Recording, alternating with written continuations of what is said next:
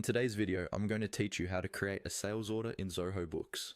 Creating a clear, accurate sales order is a key part of keeping your sales process organized, and it also helps your invoicing and inventory stay in sync. I'll walk you through the process from the moment you log in, all the way to saving and sending the order to your customer.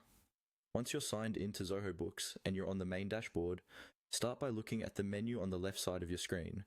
Find the section labeled Sales. Go ahead and click on Sales.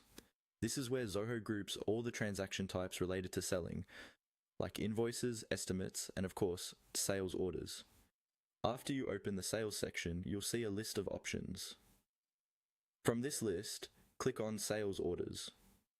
This will take you to the Sales Orders module, where you can see all existing sales orders, their status, and other details. Think of this page as your checklist of what has been ordered and what still needs to be fulfilled.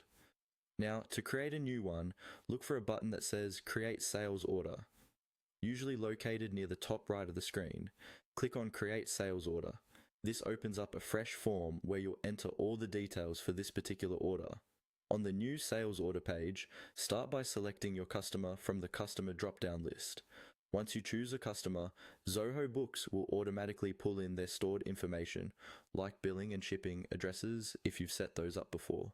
You can adjust the order date, set a sales order number if it's not auto-generated, and add any reference numbers you might need, such as a purchase order reference from your customer.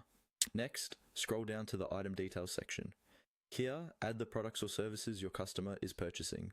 For each line, select the item, enter the quantity, and check the rate and tax fields. Zoho Books will calculate line totals and the order total for you. Take a moment to review discounts, shipping charges, and any additional notes or terms that should appear on the document, such as delivery timelines or payment expectations. When everything looks correct, head to the bottom or top of the page and click Save and Send. This both saves the sales order in your system and opens up the email window so you can send it directly to your customer.